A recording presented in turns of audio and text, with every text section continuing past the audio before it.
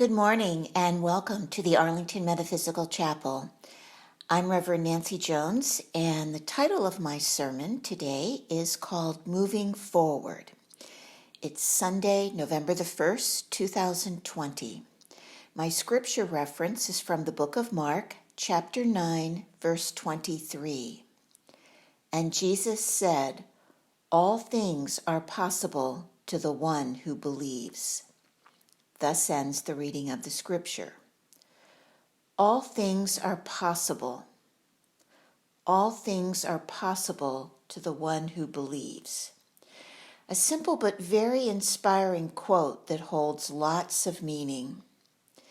Inspirational quotes are very popular.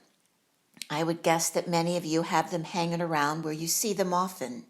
Plaques on bookshelves, magnets on the refrigerator, Post-its on your computer or desk. I have sayings all over my house.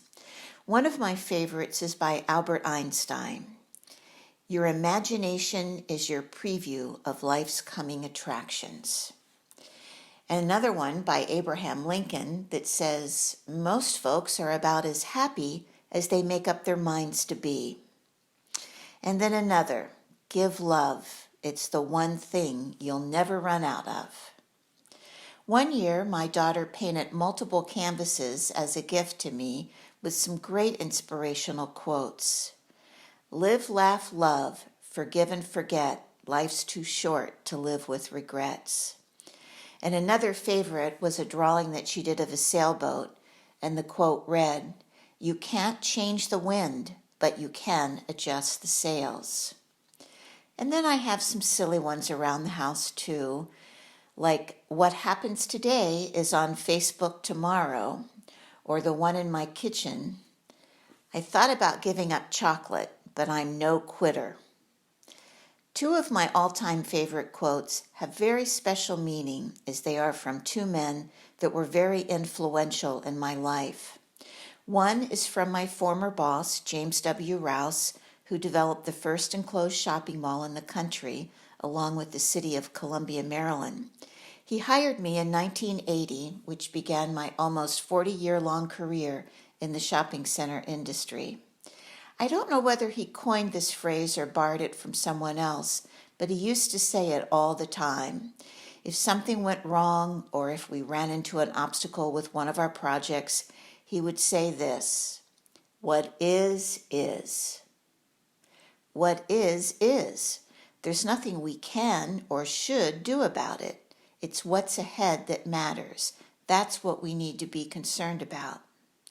The second quote that's one of my favorites is by a man named Karol Joseph Wojtyla. He was born in Poland in 1920 and lost his mother, father, and brother before his 21st birthday. His promising academic career was cut short by the outbreak of World War II.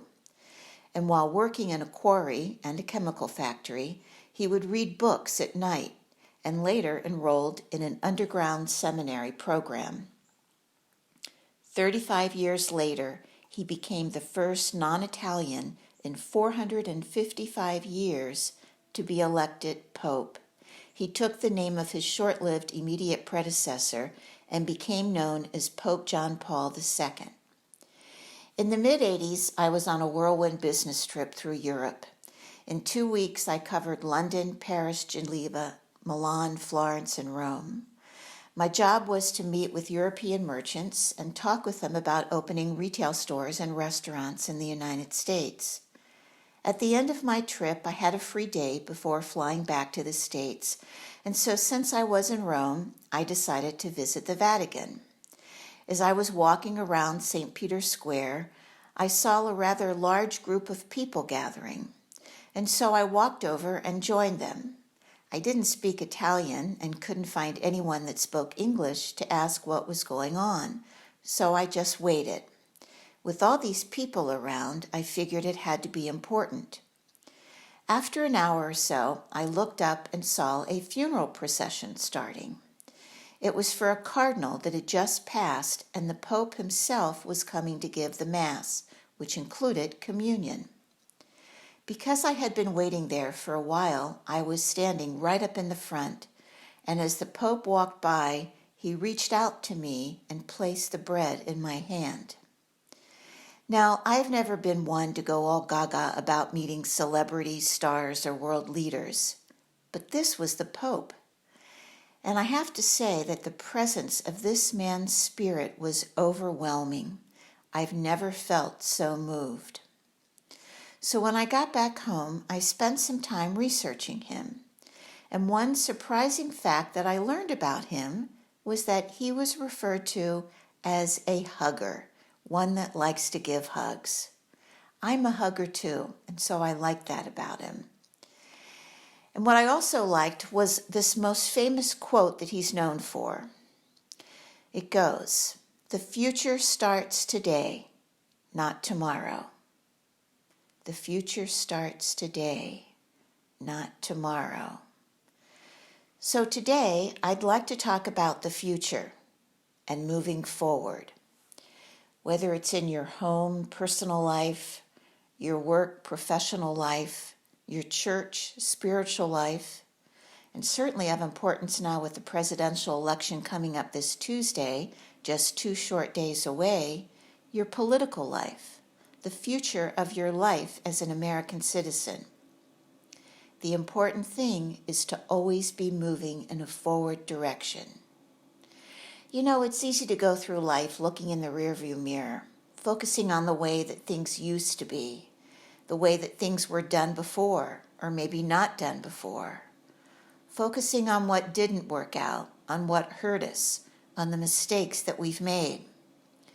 It's okay to reminisce about the good old days every now and then, or maybe perhaps learn from the things that we did then that we might do differently today.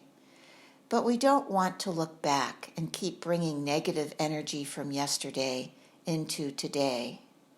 Whether it happened 20 years ago or 20 minutes ago, let it go.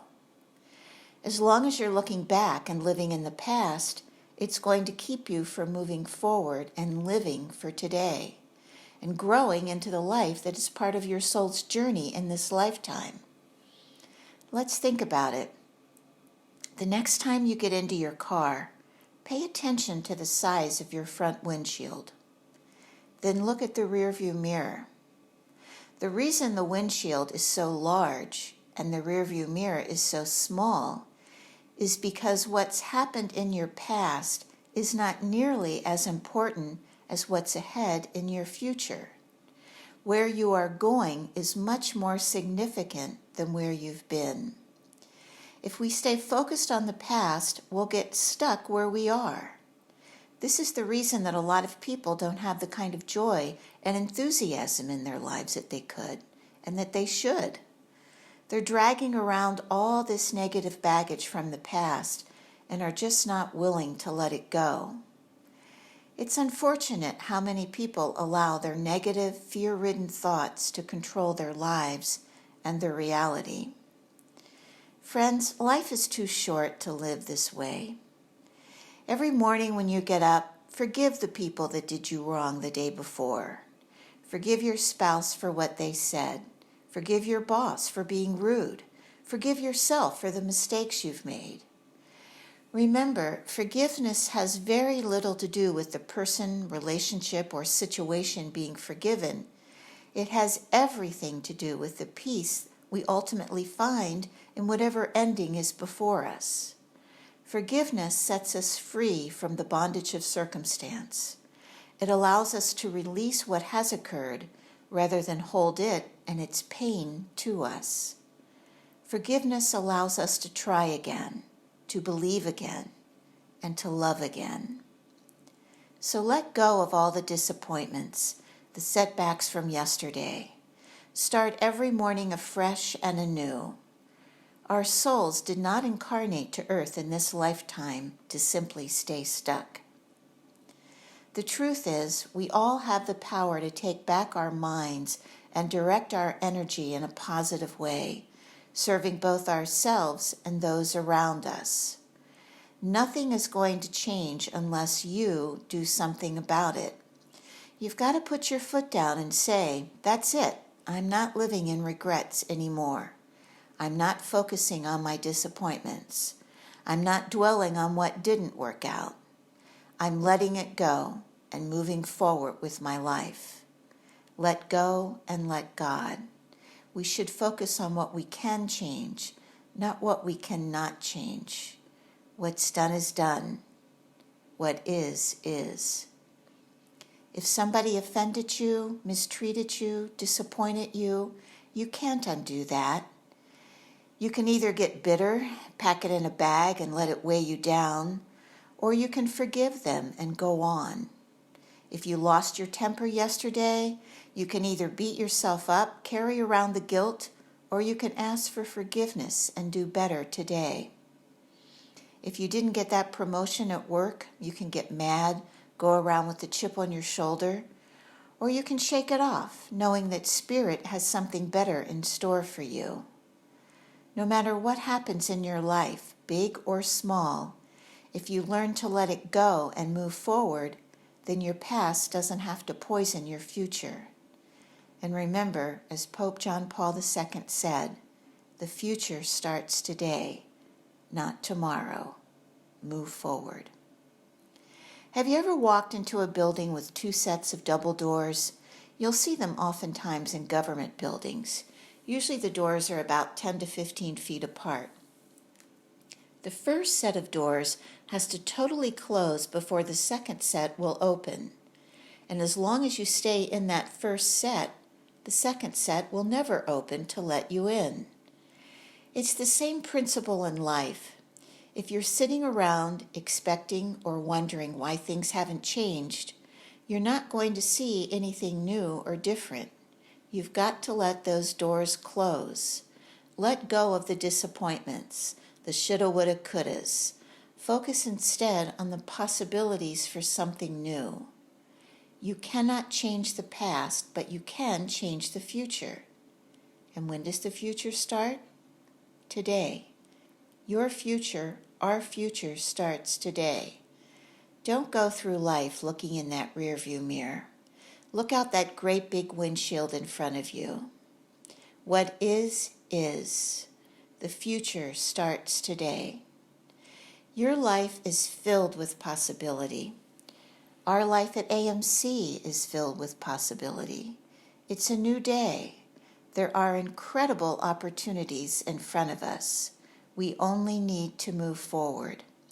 Even in uncertain times like now with the pandemic, especially in uncertain times like now, we need to move forward. To this end, I want to share with you that starting in December, our plan is to begin holding Sunday services via Zoom. We will send out a separate notice about this in the coming weeks, but just to let you know now, if you'd like to join us for these Zoom services, please email the chapel office, info@arlingtonmeta.org, and provide us with your name and your email address, and we will forward you the link a day or two prior to the first Zoom service. In closing today, I'll end as I began, with the words of Jesus in our scripture this morning. All things are possible to the one who believes, and may it be so.